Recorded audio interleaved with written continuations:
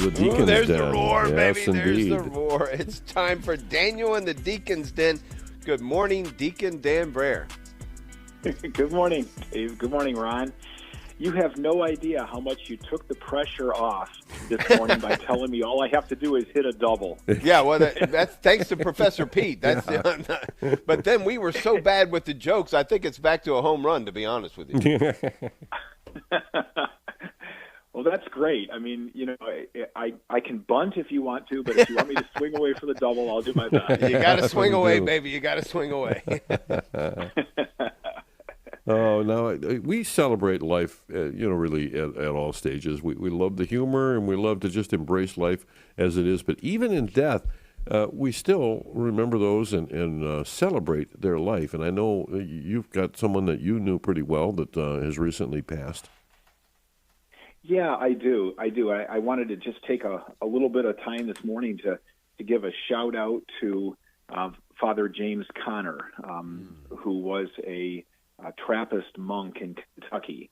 I often mention here on the broadcast that I take an annual retreat where I go down to Gethsemane Abbey, which is a Trappist or Cistercian monastery. It's near Bardstown, Kentucky, about an hour south of Louisville. And a lot of people don't know that the Cistercian or Trappist order was basically a reform movement, a split off of the Benedictines. The Benedictines had started about 500 years before, in the 500s, and in the year 1098, this Cistercian order kind of got its start. And basically, what they were trying to do was to take it back into a more strict form of monasticism. They felt as though the Benedictines were doing so much out in the world, which is a wonderful thing. There's a place for that, and they still continue to do that. Benedictines will run colleges and schools and teach and so forth.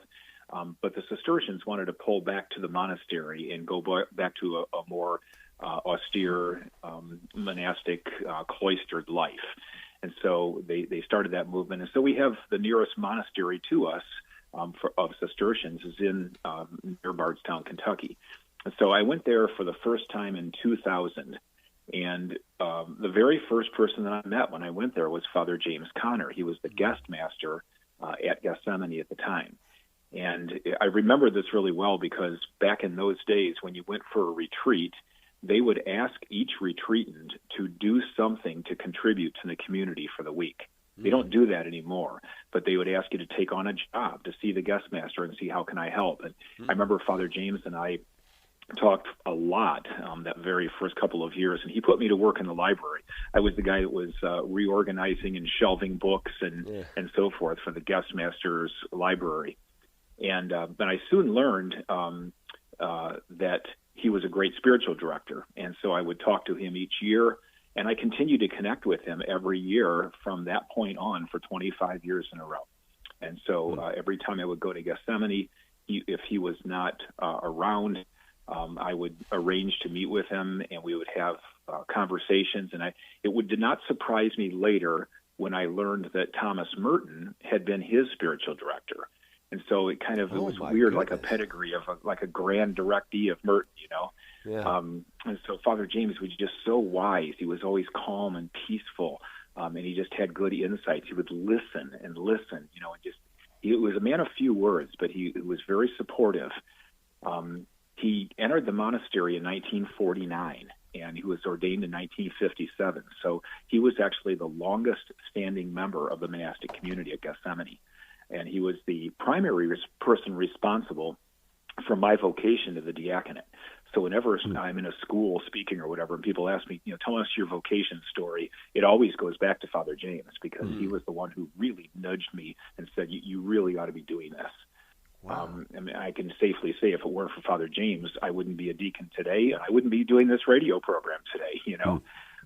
So every year, even after he retired from his active ministry, what I would do is I would get there on retreat, and I'd write him a little note and remind him who I was, because he talked to so many hundreds of people, and I'd drop it at the front desk, and he would always slide a note under my door and say, of course I remember you, Dan, let's get together for lunch or whatever. And we would sit down and talk for a couple of hours, and In fact, I'm working on a book right now that he was interested in writing a foreword for, and I don't think that's ever going to happen. But this May, I went on retreat, as I always do, and he only appeared at a couple of the prayer times for Liturgy of the Hour, so I knew something was wrong.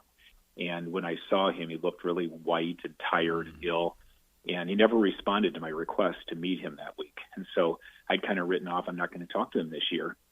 And on my last morning, I was there on Friday, it was May 9th, he was at morning prayer, and I was headed to Mass, and he waved over to me to come over to his wheelchair. And I went over and I asked him, how are you doing? And he said, fair. And that was not like him. It was always, I'm doing great. How are you? Fair. And I'll never forget, he put his hand on my head, he prayed over me, and he made the sign of the cross on my forehead. Wow. And I promised him that I would pray for him as well. And he apologized to me for not feeling up to a visit. And 2 months later, on the Feast of St. James, he died just before his 93rd birthday. Wow. So, and sadly, I didn't find out about his death until about 3 or 4 weeks later, because, things in the monastery, they post things at the website, but it's usually a few weeks behind. But, that was, I remember coming home from retreat in May and telling my wife, this is probably the last time I'll ever talk to him. I don't know he'll make it another year. And he didn't even make it 2 months.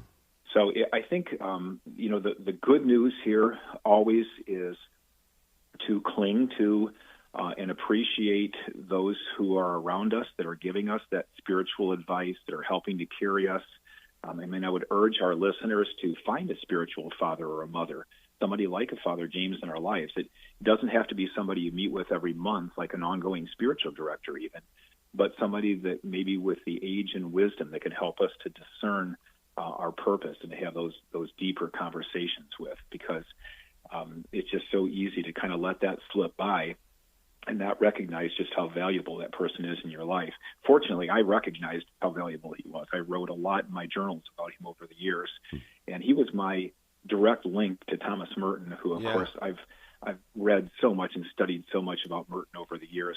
I would often ask Father James, what would Merton say? I'd throw out a situation I'm going through in my life. Well, how would Merton react to this? And he'd say, well, what he'd say is, and he'd always knew because they were friends, and so it's that perspective. So I just learned a lot from him, and I couldn't begin to count or explain all of them. But I know that my life will never be the same without him, and I'm sure that all of us have spiritual fathers and mothers in our lives that are like that we need to just appreciate and tap into their wisdom. And it's such a great opportunity for us to recognize that and have some touchstone like that in our lives. And to have a spiritual director who had as their spiritual director Thomas Merton. I mean, you talk about the seven degrees of Kevin Bacon. I mean, this is like 2 degrees back to Thomas Merton. And I have to say to my own spiritual director, Father Mark Davis, you got some ground to make up. I'm just telling you. Like, I don't think that Thomas Merton was your spiritual director, so crazy. I mean, but to be able to ask someone on a serious note, Deacon Dan, to say, what would Thomas Merton think about this? And your spiritual director actually has that information because he was his spiritual director. That's mind-blowing, honestly. Yeah, it was fascinating, and he would sometimes respond by saying, one time I was talking to him about this, and he said, and he would give me not something you're going to read in the book, not something that's out there, but a personal insight coming from that man. So I always kind of consider myself like a grand directee, directed by a guy who was directed by. Wow. What an amazing man. So we will miss Father James a lot. I pray for him every day, pray for his soul, and for all of those spiritual fathers and mothers out there that have guided us. And again, it just proves friends are friends forever when the Lord is the Lord of them, I mean, just that connection that goes on forever. So thank you, Deacon Dan. You're welcome. You guys have a great week. You too.